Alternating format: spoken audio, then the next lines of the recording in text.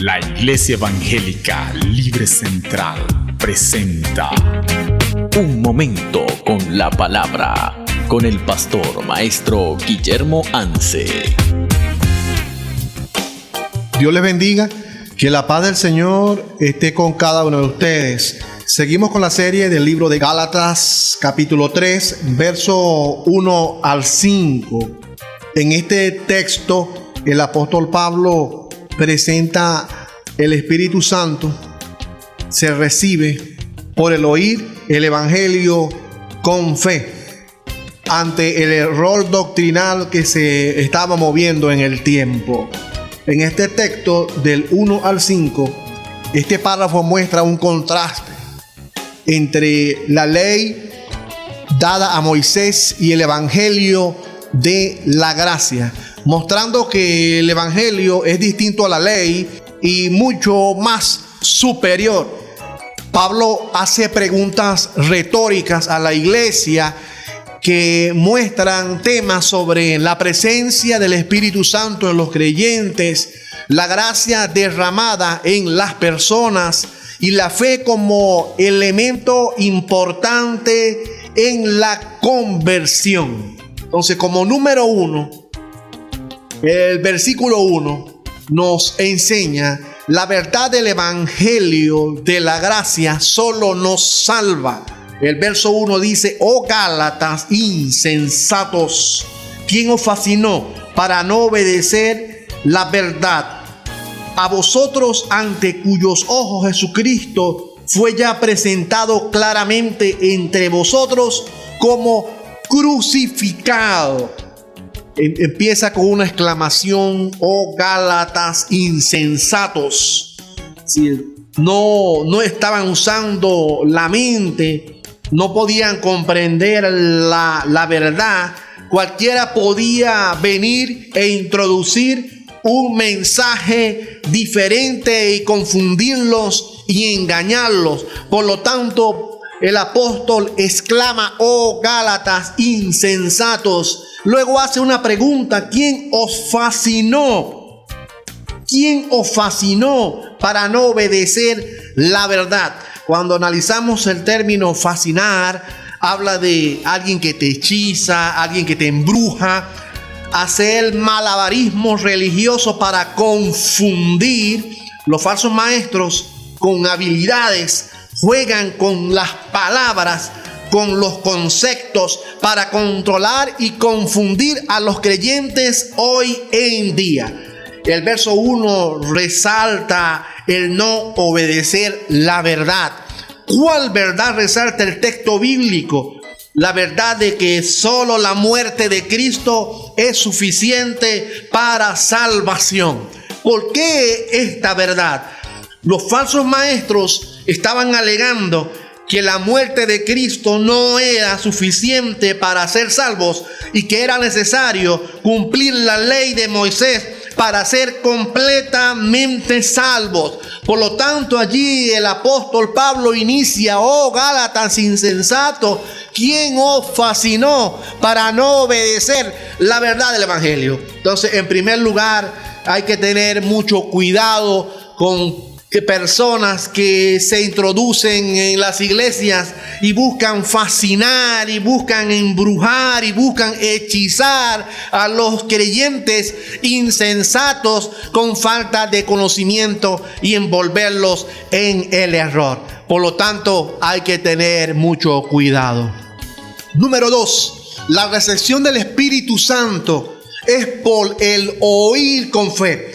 En el verso 2 dice: esto solo quiero saber de vosotros: ¿recibiste el Espíritu por las obras de la ley o por el oír por fe? Hace esta pregunta en el verso 2. ¿La recepción del Espíritu fue por las obras de la ley o por el oír con fe? Vemos aquí dos cosas: la ley y la gracia. La ley representa el esfuerzo humano por hacer una serie de normas para agradar a Dios. En cambio, la gracia representa el regalo que Dios nos da por el Espíritu, o que Dios nos da su Espíritu al oír con fe.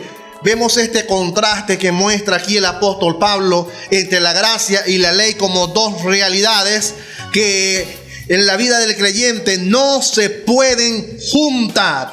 Entonces en este verso 2 vemos esta afirmación. De por sí ya los creyentes en Galacia estaban seguros en la respuesta de que el Espíritu se recibe por el oír con fe. Cuando una persona escucha, cuando una persona atiende y acepta el Evangelio de nuestro Señor Jesucristo. Algo parecido a lo que dice Efesios capítulo 1 verso 13, que expresa las mismas palabras, que él, por escuchar el mensaje del Evangelio y por creer el mensaje del Evangelio, fuimos sellados con el Espíritu Santo, dice la Escritura. Entonces la recepción del Espíritu es por el oír con fe y no por esfuerzo humano y no por obras de la ley. La venida del Espíritu Santo en la vida del creyente no está asociada a ningún esfuerzo humano o a ninguna experiencia sobrenatural. Algunas personas hoy en día son tocadas por el Espíritu Santo para su conversión, pero como no experimentan algo sensacional o sobrenatural, tienen ciertas dudas de haber recibido el Espíritu Santo. Sí, aquellas personas que buscan experiencias o sentir algo como si el creer está asociado a las emociones o a los sentimientos. La Biblia nos enseña claramente que la fe es la convicción de creer en lo que no se ve. La fe es la certeza de lo que se espera y la convicción de lo que no se ve, como lo afirma Hebreos capítulo 11 verso 1. Así que el Espíritu lo recibimos por fe, con toda confianza. Al creer en Cristo como nuestro Salvador personal, recibimos al Espíritu Santo del Señor. En tercer lugar, la comprensión de la recepción del Espíritu Santo era algo que había que estar claro, había que comprenderlo. Los Gálatas tenían que comprender esta verdad que el apóstol Pablo les había enseñado. Por lo tanto, en el verso 3, él les dice: tan necios sois, habiendo comenzado en el Espíritu, ahora vas a acabar en la carne. La palabra necio es la palabra sin entendimiento. El Pablo les hace ver o le hace entender: han comenzado bien la operación o la obra del Espíritu en redarguirlos, en convencerlos, en morar en ustedes como personas que han creído en Cristo. Ha sido clara. Estaban claros en sí de que ellos eran templo del Espíritu Santo, eran morada de Dios en el Espíritu. Pero esta falsa enseñanza, este error del judaísmo los estaba llevando a un desvío y se estaban desviando y iban a acabar mal. Iban a acabar mal creyendo lo que enseñaban estos falsos maestros, en que el esfuerzo de la carne o del cuerpo o la acción de la carne o la circuncisión como señal de pertenecer al pueblo de Dios y cumplir la ley era necesario para salvación. Por lo tanto, el apóstol le dice en este verso 3: la comprensión de la recepción del Espíritu debe ser clara en ustedes. Tan necios sois, comenzando bien, van a acabar mal. Y en el versículo 4, ellos habían tenido experiencias con el Espíritu Santo, es decir, no había sido en vano. Habían vivido experiencias buenas, habían vivido experiencias malas. Y el verso 4 dice: tantas cosas habéis padecido en vano.